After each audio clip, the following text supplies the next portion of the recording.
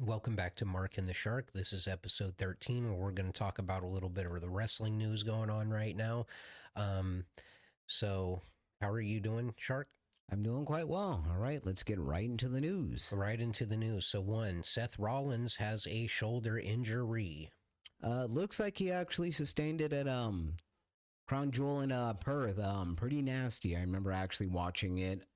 Looking at the footage, I think this one's actually legitimate. What do you think? I don't think he's doing another ruse of the century. I really think he is injured. So, it looks like he's going to end up getting pulled off of the Japan tours and possibly might miss some dates in the European tour.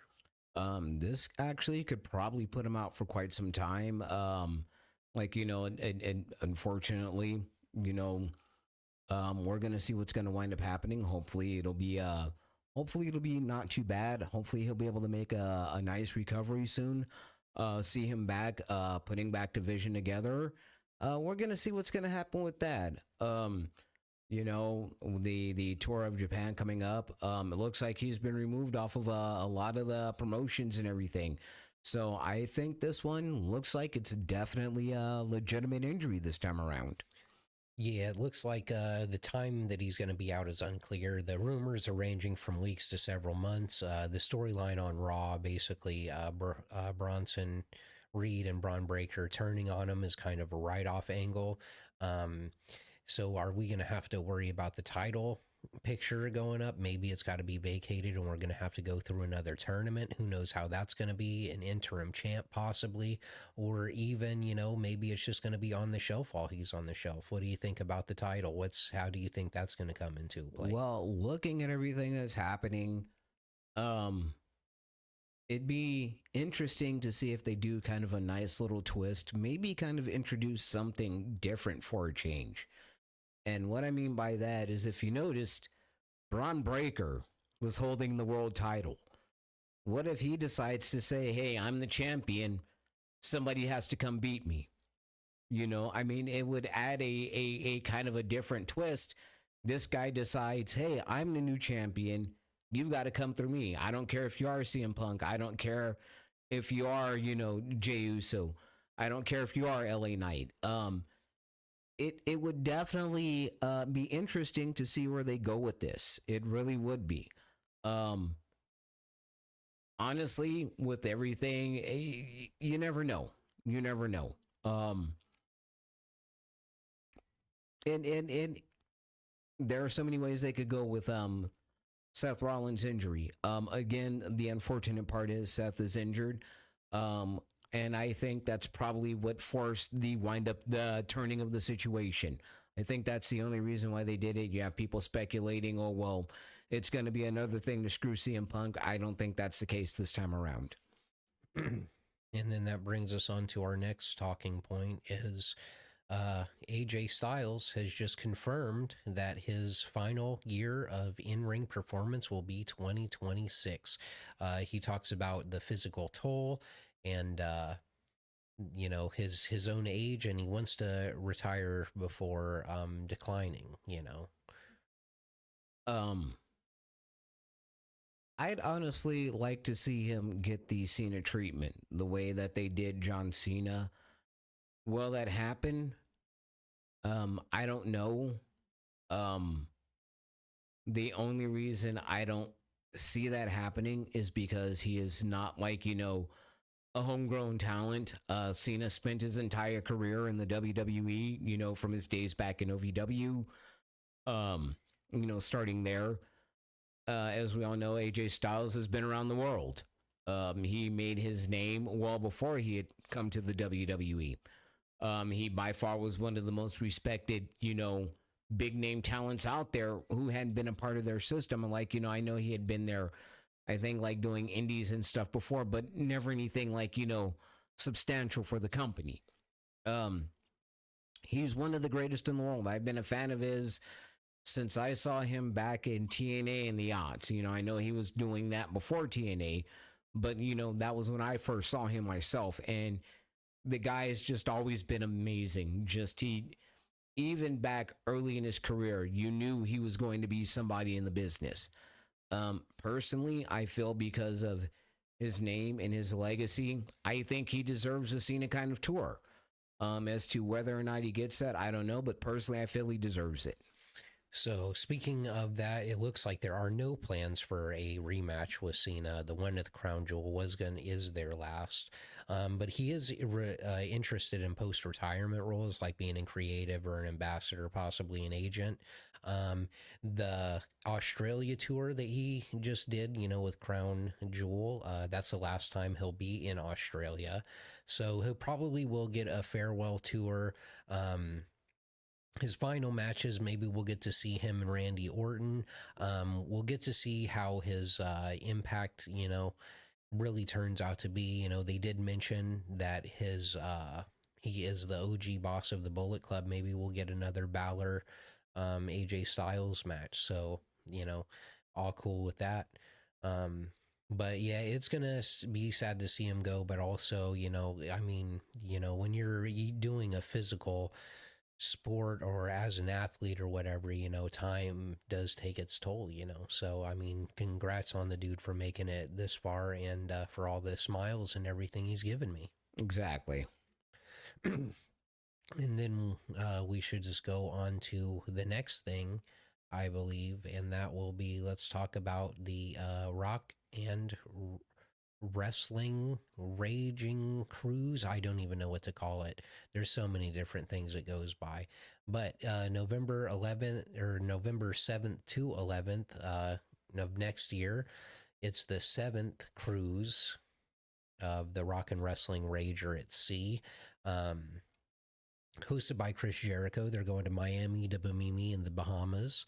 And it looks like they already have some people advertised, from Pro Wrestling Nation. We're going to have Dave LaGreca, Nick Nemeth, and Bully Ray is going to be on the cruise, as well as Jeff Hardy, Soraya, and the Great Muda. So now that you're looking at this lineup, Shark, what do you think about this being on a cruise boat with some of these people? Honestly, myself, I don't think I could do it. I'm good.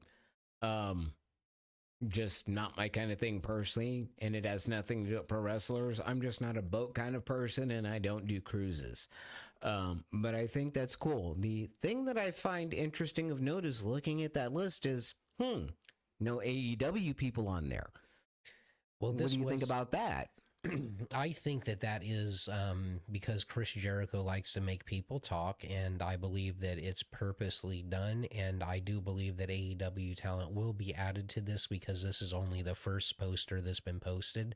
Um, but there are a lot of WWE or WWE esque people. Jeff Hardy being one of the biggest ones right now because he's currently with, uh, you know, TNA, as well as Nick Nemeth is with TNA. Elena Black is going to be there. Brad Williams, the comedian, will be there. Ted DiBiase, who is on a Legends contract. Shotzi Blackheart, Fred Ottman, otherwise known as Tugboat. Marcus Bagwell is going to be there. The Blue Meanie, AJ Francis, Victoria Crawford, also known to other people as Alicia Fox, and Indy Hartwell is going to be there. Sonny Ono and Chris Van Vliet will be there as well. And that's what I mean by obviously, we know Jericho has been around in the business a long time. We know he has connections behind the scene. Um, yet he has not been on AEW television in God knows how long. There was an interesting tweet put out not too long ago by Darby Allin, which referenced somebody about not wanting to do jobs and a cancer being gone from the locker room. I don't think it was CM Punk. I potentially think it may have been Chris Jericho. The reason being is you don't see Jericho, you don't hear anything from him on AEW television anymore. Not to say that the guy's a cancer. I've been a long time fan of him myself, but it just kind of makes you wonder, looking at the association of people that either are or have associations with TNA and or WWE. It would not be surprising to me that Jericho, being the businessman that he is trying to get back over to WWE. It would not be shocking or surprising to me. That's just as in terms of there's nothing wrong with that. That's just a man looking out for himself, the business. Um, Jericho, it definitely looked like before he was off of AEW television, had got himself back and actually in shape. He actually was looking really good. So I don't know if that was intentional for AEW television. I don't know if he's going to return. There haven't been any peeps about him, at least that I have seen, returning to AEW television or even returning to AEW. There have been the rumors about WWE, and as it's known, Tony Khan does have a history of pulling people off of television when he suspects them of going to WWE. There's a track record of that, so we'll see. It's kind of interesting. And I'll go ahead and switch it up real quick just to state that they're also going to have live music. One of them being the Iron Maidens, who they are a all-girl rock band tribute to the band Iron Maiden. Fozzy, as everyone knows, is Chris Jericho's band, who will be the main headlining band. But also, we have Peroxygen, which is Jeff Hardy's band. So, some people know he's got a band. Some people don't know at all. So for the people who don't know, there you go. That's his band. And then Downstate will actually be playing there too, which I believe, and I could be wrong, they do somebody's WWE theme song. I think it's Cody Rhodes' theme song, but I could be wrong about that, and I'm not going to look it up right now. Also, they'll be having people doing tarot card readings and a medium there. So it's going to kind of be, in a spooky theme, also with the caveat of more to be announced. So this is only the first announcement. Like I said, I'm still holding my head up for maybe people from AEW are going to be announced on it. I think he did that just to make people talk. Just because he's not on AEW TV right now or anything like that doesn't mean he doesn't still have a bunch of friends in AEW who would love to be at this cruise. Yeah. I don't think he's gonna. I think this is just for more speculation because that's how he does a lot of stuff. I don't, because if you look at the way there has been a lot of changes lately with Tony Khan, even restricting talent, especially with the TNA deal. And because you see people from TNA there, I don't foresee AEW talent being a part of that. There's a lot of things business wise that Tony Khan has really been preventing talent from even doing exchanges nowadays. There really are a lot of things going on behind the scene, which I find interesting. As in terms of limiting talent, even if they are friends, there's a whole other wrestle war brewing that I don't think a lot of people really have been paying attention to behind the scenes. And it's more of a business perspective. Unless you know where to look, we don't see it. Yeah. And that is our, summary, I guess you want to call it, of the Jericho cruise. The next thing we're going to be talking about is the WWE UK European Tour. The road to Royal Rumble begins in Europe. So let's go ahead and take a look at this here. So the road to the Royal Rumble still does have Seth Rollins on the card. So or at least on the promotional things, it looks like they're going to have some house shows, one in Leipzig, Germany, and then they're going to have a SmackDown in Berlin. Then it looks like a live show in Glasgow and Denmark. And then for Raw, they're going to be going back to Dusseldorf in Germany. What do you think about the road to the Royal Rumble starting here in the UK? It definitely says something as in terms of the business aspect of it.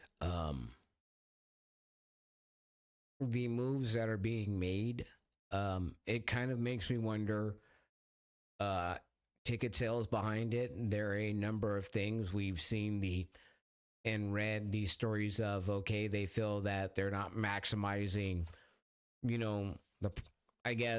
ticket prices. It makes me wonder if this was something that was done more in Europe. Not trying to sound rude, if they know that they could get more money over there, then one of the complaints over here is the exorbitant ticket prices. So it kind of makes you wonder why they're, starting off the road to this internationally. What else is the long-term play? This is not by accident. This really isn't. This is a long-term play. It's going to be interesting to see how it plays out. And then on the last 5 shows of the tour, there's going to be 4 house shows and a SmackDown. They're going to be in Mannheim, Germany, and Newcastle, England for the first 2 house shows. And then on SmackDown, January 16th, they're going to be in Wembley, which will be amazing.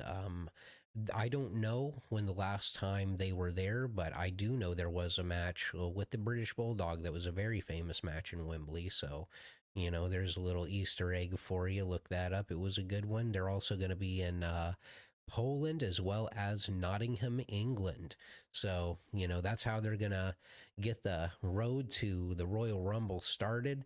And here at the road to the Royal Rumble, we have, let's see, who do we have in the promotional materials? We got Jade Cargill, Randy Orton, CM Punk, Cody Rhodes, Seth Rollins, Tiffany Stratton, Jey Uso, Rhea Ripley.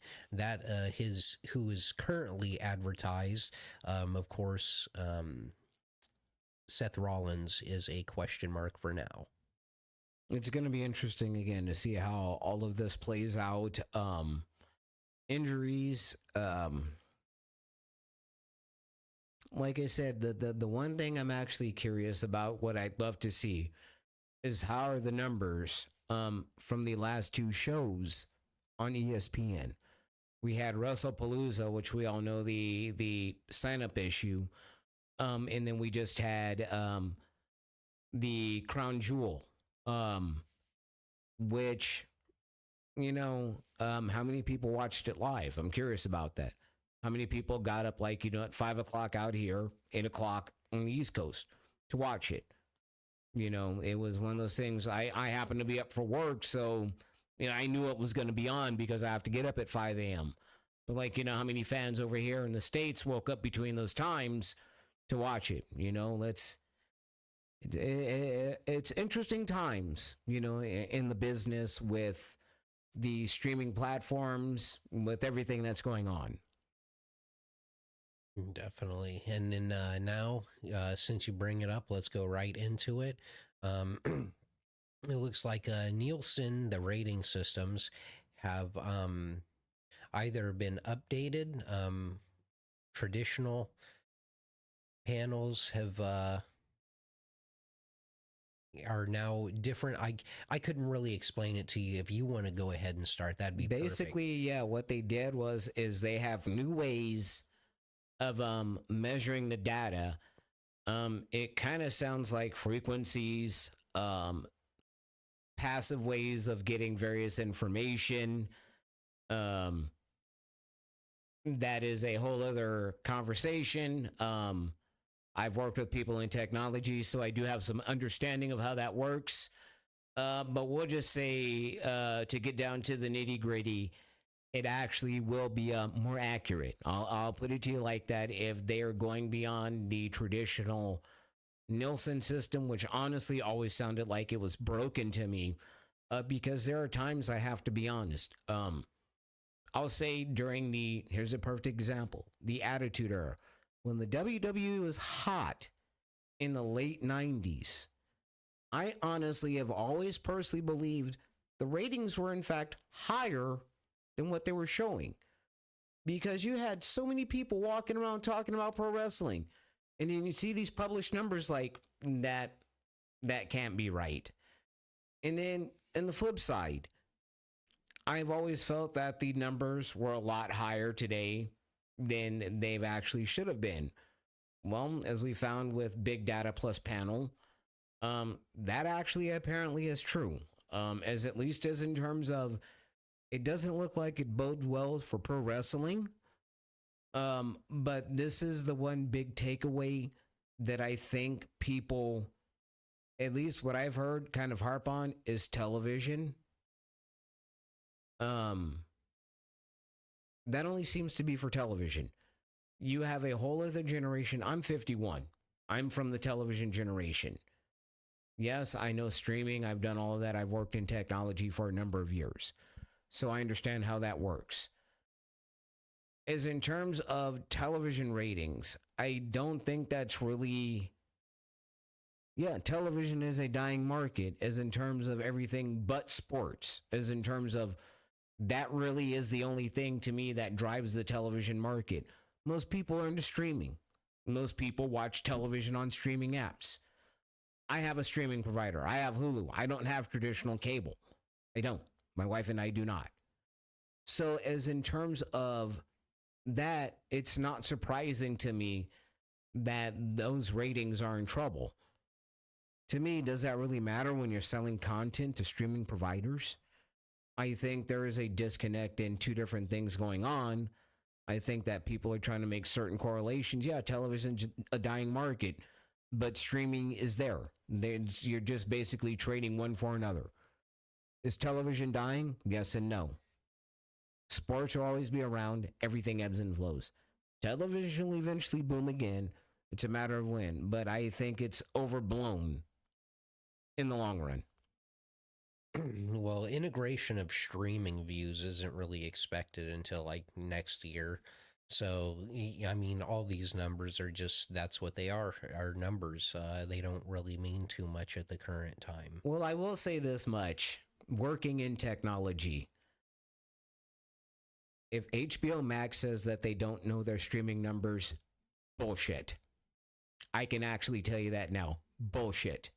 They know, they have the technology.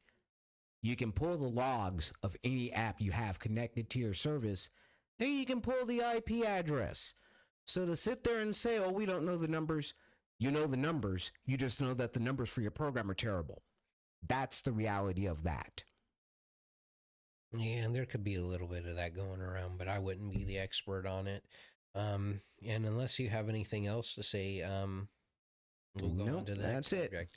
All right, so it looks like the WWE NIL, the Next in Line program, has made some more um, signings.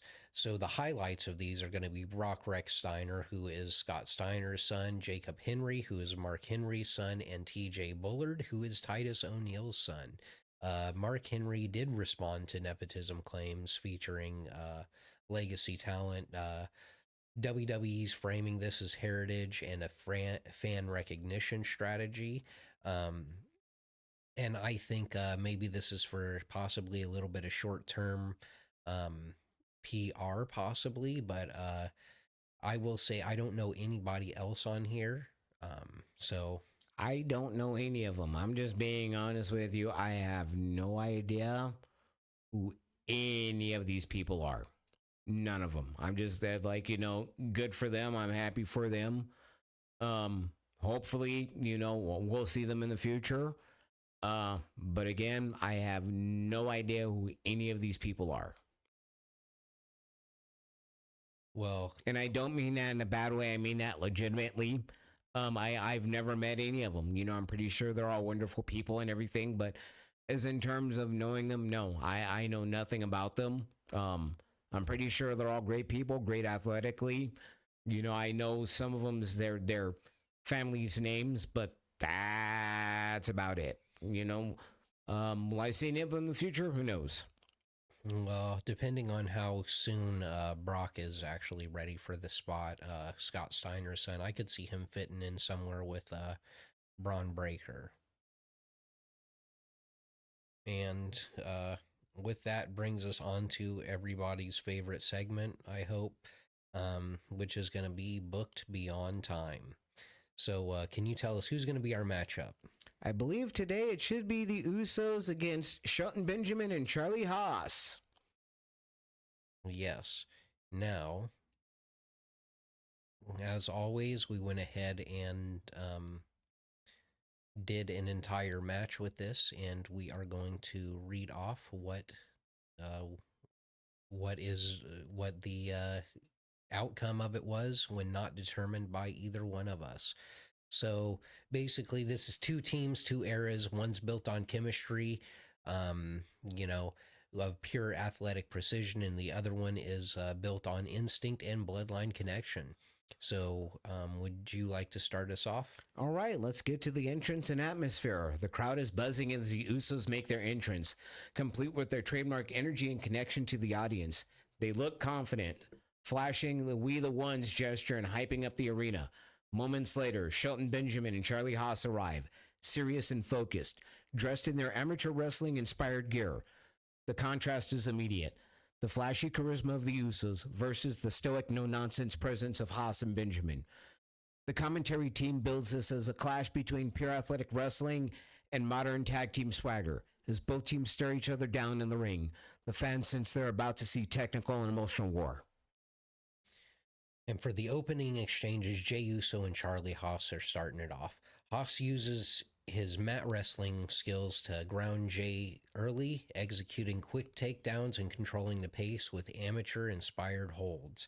Jey manages to break free, countering with the speed and sharp strikes, and the crowd starts chanting Uso, Uso, as Jey rallies, but Haas remains composed, tagging in Shelton Benjamin.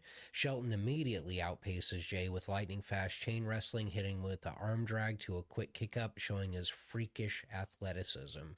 Jey is forced to tag Jimmy, who enters with intensity, and as the crowd roars as the energy builds. Early momentum for Haas and Benjamin. Benjamin and Haas begin to isolate Jimmy Uso, working him over with crisp double team moves. They cut the ring in half, tagging in and out seamlessly, keeping Jimmy grounded with suplexes, submission, and sharp strikes. The strategy is clear. They want to slow the match down, smother the Usos' rhythm, improve their technical dominance. Jimmy struggles to reach Jey, but every attempt is thwarted by Haas pulling him back or Benjamin knocking Jey off the apron. The crowd grows restless as Jimmy endures the punishment, showcasing the resilience of the Usos. And Jimmy finally countered with a desperation super kick to Haas, staggering him long enough to dive in and tag Jey. The hot tag electrifies the crowd as Jey storms in with clotheslines, super kicks, and a Samoa drop. Benjamin charge in, but Jey nails him with another super kick, vaults over the top rope with a dive to wipe him out. Haas tries to regroup, but Jey rolls him up for a near fall, keeping the fans on the edge of their seats. The Usos finally have momentum, and the energy swings completely in their favor. Momentum swings back. Just as the Usos look dominant, Benjamin returns with a massive springboard clothesline, halting Jey's rally. The world's greatest tag team regain control, unleashing a sequence of double-team suplexes and ground-based assaults. They showcase their precision, dropping Jey with a brutal double flapjack onto a knee strike combination. The Usos are reeling again, and Benjamin and Haas look absolutely in sync, reminding everyone why they were considered one of the best pure tag teams of the era. The crowd now seems split. Some cheering the pure wrestling of Haas and Benjamin, the others chanting for the Usos. And the match accelerates with near falls on both sides. Jimmy saves Jey from a pin after a massive German suplex from Haas. The Usos rally with stereo super kicks to Benjamin, covering him for a shocking 2 count. The crowd gasped, believing it was over. Benjamin, still groggy, finds the resilience to tag Haas, who counters another Uso double team attempt with a double belly suplex that nearly ends it. Each move feels like it could close the match, and the crowd is fully invested. Climax of tag team brilliance. The Usos set up for their double splash finish, but Benjamin sprints up the ropes, meeting Jey midair with a jaw-dropping toe rope suplex. Haas grabs Jey and locks in a devastating submission, wrenching his arm and neck while Benjamin clears the ring. Jey screams in pain but refuses to tap, crawling desperately towards the ropes. The fans chant, Uso, Uso, willing him on. Jimmy recovers just in time to break the hold with a diving splash onto Haas, saving his brother in dramatic fashion. And the crowd is on fire as all 4 men are down, slowly getting to their feet. Haas and Benjamin go for another double team maneuver, but Jimmy nails Haas with a super kick, sending him tumbling out of the ring. Benjamin turns right into a double super kick from both Usos, staggering him in the corner. Jey tags in Jimmy, and they climb opposite turnbuckles, and together they hit the double Uso splash. They cover for 1, 2, 3. The arena erupts as the Usos stand tall. Post match, the Usos show respect, raising their fingers to the sky as Haas and Benjamin nod in acknowledgement, walking out with pride despite the loss. So the Usos won via pinfall, double splash on Shelton Benjamin. And that was our segment of Book Beyond Time. All right, folks, that's all we have for today. Thanks for watching. Please leave a comment, subscribe, a like. Thanks for watching the video, and we'll see you next time. Take care, folks.